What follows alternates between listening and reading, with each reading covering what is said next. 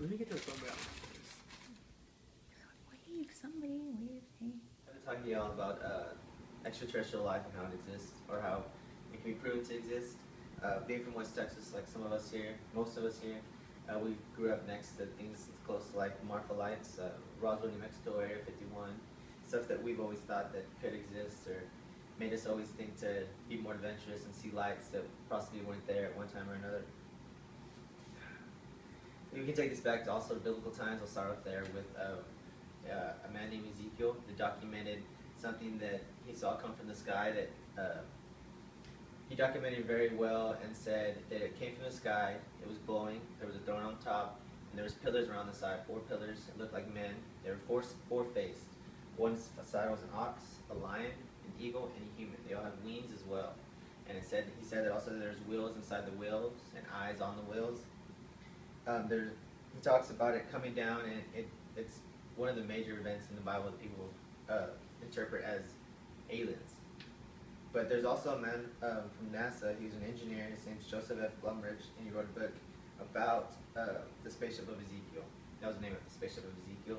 And he didn't believe in aliens, but he wrote about this book interpreting his descriptions and put it in a sense to where it could be something that's made or something created by aliens and such.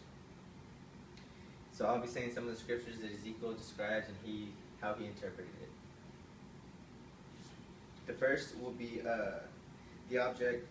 First will be Ezekiel describing the object in Ezekiel 1:4, and he says, "He looked and saw the windstorm coming out from the north, an immense cloud of flashing lightning surrounded by brilliant colors. Center looked like a glowing metal in a fire." And that was in Ezekiel 1:4. That's how he described it. And Mr. Blunt states out of his book, the spacecraft moving in the vapor clouds, it was from the cooling and the preliminary of the firing engine, being when the engine turns off, it has that vapor clouds. Another scripture would be in Ezekiel 1:8. He says, "Under their wings on the 4 sides they had heads of a man, and all 4 of them had faces and arms." Mr. Brumler states in his book, "This refers to the remote control mechanical arms hanging along the side of the cylindrical body, being its legs, how it sits down." So this is kind of stating how it shows how something could be created in a sense it was so much spiritual but extraterrestrial. Also something that happened nowadays is something we can bring it back forth to kind of in this century.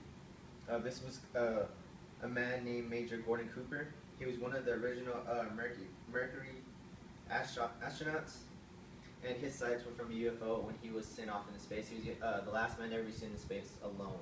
He was going to be sent on a 22 orbit around the world, and it was on his last orbit that he saw a green object off in the distance. NASA also picked it up on the radar, so it wasn't something that he saw by an illusion or anything like that. It was picked up on a radar. So he claims that he saw it. He believes it's a UFO. He said that he had a sighting before, and he claims that NASA is covering up, and they see numerous things like this all the time that come up, and they don't know what they are, and they hide it and don't tell the people. When he came down, NASA had told everybody not to ask him about it. He told reporters not to ask him about it. So in that sense, he kind of was covering up. Nothing. I guess they didn't know how to explain it, and it was stopped like that. Something else that kind of hits home, I guess, for us would be Marfa lights, and that's something that is off in the mountains, and they're lights that always come up. Nobody knows how they get there, what they are. People have gone out and tried to find them, and they don't know how to get to them, or they're different colors. Or people have said also that with the elevation of Marfa being so high and the temperature so low that it causes a reflection of car lights passing on the highway on the other side, or campfires. But other than that, they haven't been discovered. So there's people's interpretations, but nonetheless, they say they're caused by extraterrestrial life. So that's something that kind of hits home in a sense. But there's numerous things that I haven't gone over that, that kind of, that also does extraterrestrial life with, crop circles. There's people who claim to be abducted. There's marks on people that claim they weren't there, or dreams, plenty of things like that.